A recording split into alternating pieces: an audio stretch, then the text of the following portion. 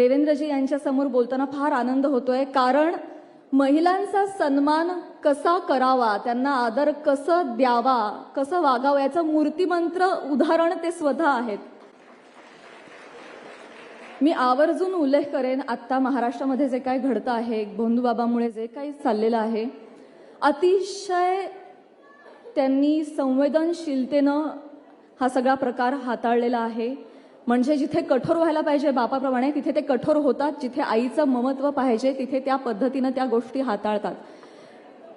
त्याचबरोबर ते जेव्हा जेव्हा माईक समोर बोलतात, इस्पेशली जेव्हा जेव्हा आपण त्यांना टीव्हीवर ऐकतो, पाहतो, त्यांच्यावर कितीही चिखलफेक होत असली आणि कितीही ट्रोलिंग होत असलं तरी देखील त्यांच्या वाणीतून कधीही चुकीचा शब्द बाहेर पडलेला मी आज ताईक ऐकला नाही, कधीच ऐकला नाही.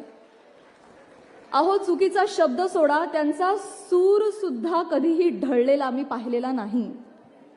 तर ही अतिशय महत्त्वाची बाब आहे. मला असं वाटतं महाराष्ट्रातल्या प्रत्येकाने त्यांच्याकडून प्रेरणा घेतली पाहिजे आणि त्यांच्यासारखं बोलायला शिकलं पाहिजे. आणि फक्त पुरुषांनाच म्हणत नाही, मी महिलांनी सुद्धा जेव्हा आपण माईकवर बोलतो तेव्हा आपण कसं बोललं पाहिजे, वागलं पाहिजे आणि कसा सन्मान केला पाहिजे स्त्रियांचा, हे त्यांच्याकडून शिकलं पाहिजे. आणि खरंच जे मी पहिल्यांदा बोलले की मला अत्यंत अभिमान होतोय की मी या काळात या सरकारमध्ये वावरतीये, त्यामुळे अतिशय चांगलं वातावरण आहे.